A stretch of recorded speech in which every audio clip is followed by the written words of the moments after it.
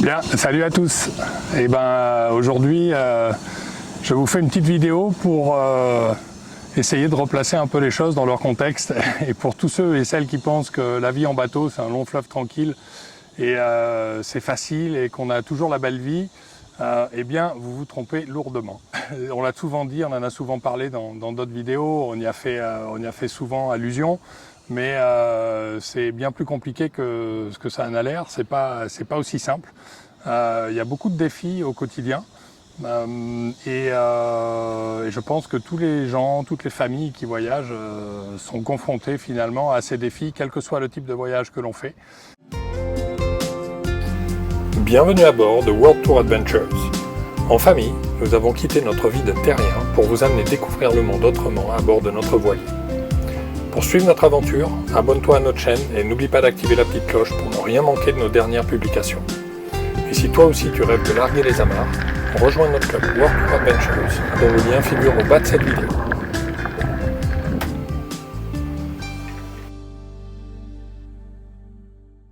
Notre été a été bien occupé avec la réception à bord de la famille et des amis, un déplacement professionnel pour moi, sans oublier les temps de convivialité passés avec les copains.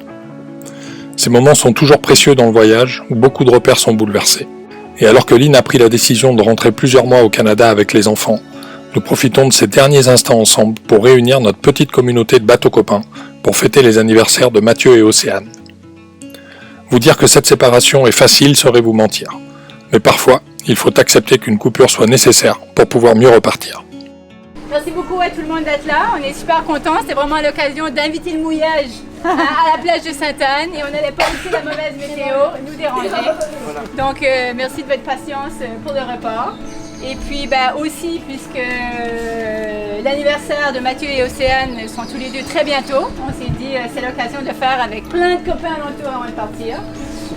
Et troisièmement, parce que nous on s'en va bientôt pendant quelques mois et que dans les prochaines semaines à venir, je pense que tout le monde continue un peu de leur côté. C'était vraiment l'occasion pour nous tous, la famille d'Inuksut, de tous se voir et de passer un petit moment ensemble. Happy birthday to you, happy birthday to you. Pour nous, il existe en fait trois types de voyageurs en bateau. On retrouve souvent sur l'eau des retraités qui viennent passer tranquillement leur temps sur l'eau en restant au mouillage ou en naviguant un petit peu, voilà, mais en fait ils n'ont pas vraiment de questions à se poser au niveau financier, au niveau de leur activité professionnelle. On retrouve aussi les gens qui voyagent pour une durée déterminée, qui ont bien planifié leur projet, et puis on retrouve des gens comme nous qui avons souvent choisi l'option peut-être la plus compliquée, celle qui pose le plus de challenge, qui est de changer complètement de mode de vie et puis de quitter le monde terrestre pour aller sur l'eau. Mais on peut retrouver exactement les mêmes parallèles pour des gens qui voyagent en camping-car. Ici, ils restent sur la terre, mais je pense qu'ils rencontrent à peu près les mêmes défis que nous, à l'exception peut-être des aléas météo qui sont peut-être un peu plus flagrants pour nous sur l'eau. Mais voilà, et ce mode de vie, de changer complètement, de passer de la vie terrestre à la vie sur l'eau, en famille, eh bien, pose toujours beaucoup d'enjeux. La capacité à pouvoir vivre ensemble 24 heures sur 24, 7 jours sur 7, la capacité à pouvoir s'occuper de la scolarité des enfants, ce qui n'est pas toujours évident, la capacité à pouvoir travailler pour pouvoir remplir la caisse de bord, parce que si on n'a pas d'argent qui rentre, eh ben, on ne peut pas faire notre voyage. La capacité à gérer son stress, à accepter sa vulnérabilité, ça aussi on en a souvent parlé. Tout ça fait que au quotidien, c'est pas toujours facile à vivre et qu'on a toujours besoin, peut-être un petit peu comme quand on est à terre tout le temps, d'un petit bol d'air pour couper avec ce rythme-là. Et c'est un peu ce qui se passe en ce moment. Nos 6 derniers mois ont été assez complexes à gérer, avec un peu plus de tension que d'habitude, absorbés par le travail et nos métiers respectifs, absorbés par peut-être des inquiétudes aussi au niveau financier, une trésorerie parfois un petit peu sur le fil du rasoir. Et donc tout ça a amené des petites tensions supplémentaires en plus des enfants. qu'on adore hein, pour autant, mais parfois un petit peu de temps libre aussi pour ne pas s'oublier soi-même est important. Et ça n'a pas été facile pour tout le monde. Lynn a eu un peu plus de difficultés sur ces mois-là à pouvoir retrouver une sorte d'équilibre. Donc en fait, elle a pris la décision de partir avec les enfants pendant 4 mois au Canada, de se rapprocher un petit peu de sa famille, de couper avec la routine du bateau, de pouvoir continuer à travailler sur ses projets professionnels depuis là-bas.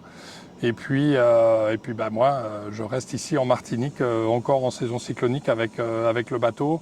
Et finalement, ça va avoir, même si c'est pas toujours facile à accepter dans le voyage, ça va quand même avoir des vertus. Ça va permettre aux enfants de vivre une autre expérience au Canada, d'aller un petit peu à l'école là-bas. Et puis pour Lynn de pouvoir vraiment se ressourcer et de faire cette coupure.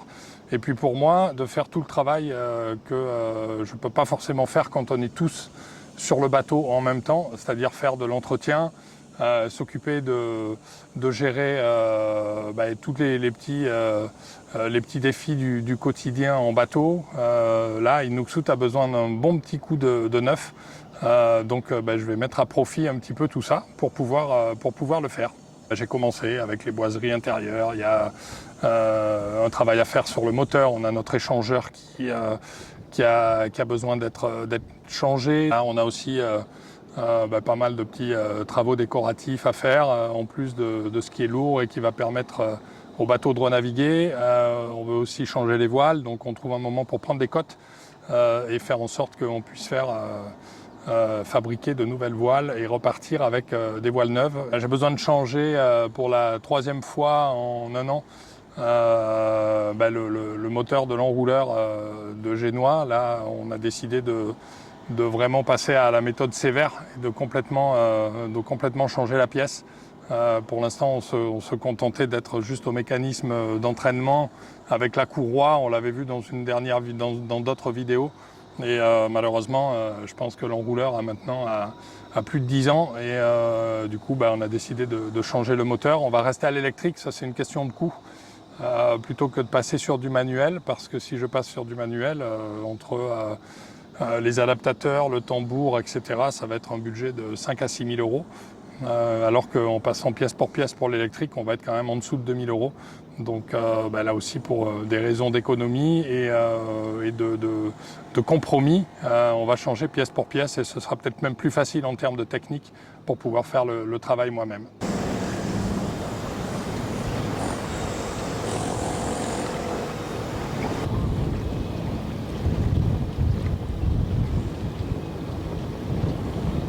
Donc l'objectif dans les prochains mois, pour moi, c'est de rester un petit peu ici en Martinique encore, de peut-être aller naviguer dès que le bateau est prêt vers le sud et vers les Grenadines tant qu'on est en saison cyclonique.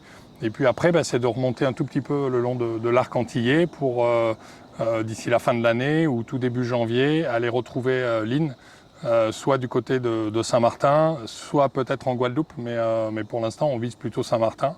Et qu'après on puisse vraiment profiter du nord des Antilles et faire un projet et revoir un peu nos plans en tout cas et le projet pour les mois qui vont venir, sachant qu'on s'est beaucoup posé la question, est-ce que la vie en bateau convient toujours à tout le monde? C'est plus facile pour moi où j'ai l'impression que la mer est mon élément et que j'ai toujours été sur l'eau depuis que je suis gamin. C'est plus facile pour moi que pour Lynn. Les enfants s'adaptent à tout, donc à leur âge encore, il n'y a pas de problème. Mais ça a été une vraie question. Est-ce que c'est toujours un mode de vie qui va intéresser Lynn ? Et pour l'instant, sa réponse est oui, parce qu'on veut continuer à découvrir le monde autrement, on veut continuer à être un peu plus responsable dans ce que l'on fait, même si le bateau n'est pas non plus exempt de tout reproche en termes d'éco-responsabilité. Mais on veut continuer à vivre ça plus simplement, loin de toute cette hyperconsommation, de cet individualisme, et plutôt continuer à aller à la rencontre des gens et vivre cette expérience à fond qui permet aux enfants quand même aussi de s'épanouir pleinement et d'être heureux dans ce qu'ils font, de développer une responsabilité et une autonomie qui est assez extraordinaire depuis qu'on est sur l'eau.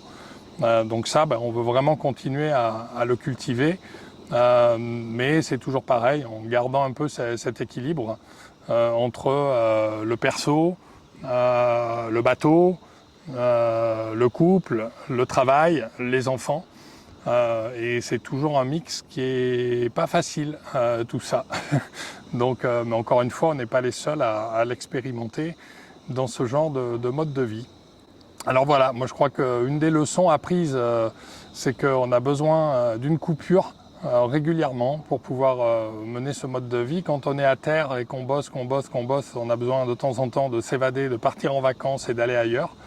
Et ben nous qui sommes pas tout le temps en vacances, mais où on vit souvent dans des endroits paradisiaques et sur l'eau, où on fait certainement beaucoup d'envieux, et ben nous aussi, on a besoin, à l'opposé, de se retrouver de temps en temps à terre, dans un environnement qui est peut-être un peu plus stable que celui du bateau. Et je pense que c'est une des clés pour pouvoir faire durer le voyage et pour pouvoir être endurant.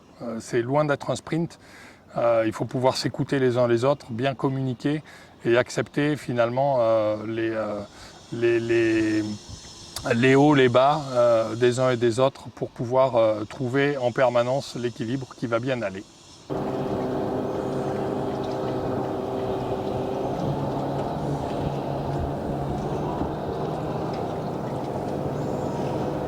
Pour nous, le bateau, c'est toujours aussi une question de partage.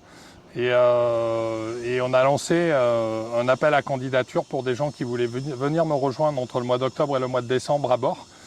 Des gens qui nous suivent déjà, qui ont un projet de vie qui peut être à peu près équivalent ou qui ont envie de découvrir ce que c'est que la réalité de la vie en bateau.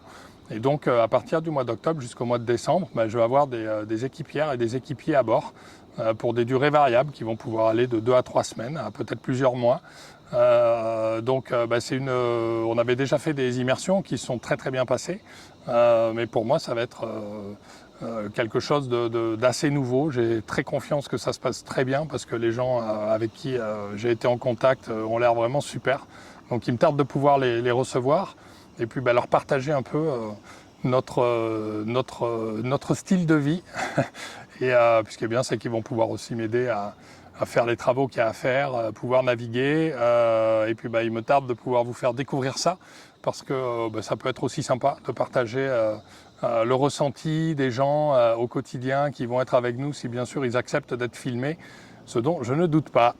Voilà, c'était un petit peu tout ce que je voulais vous dire par rapport à cette période. Donc voilà, la prochaine ligne, j'aurais bien aimé qu'elle soit à côté de moi, mais même avant de partir, on était tellement pris avec des visites de la famille, des amis qui sont venus qu'on n'a même pas eu le temps de faire cette vidéo à deux. Je sais que ce que je vous ai dit là, c'est aussi des opinions partagées avec elle. Donc il n'y a pas de souci là-dessus. J'espère qu'elle reviendra en tout cas encore plus forte sur le bateau, avec encore plus l'envie de continuer le voyage, ainsi que les enfants. Je vous dis à très bientôt et puis probablement la prochaine vidéo avec mes équipiers. Salut, salut!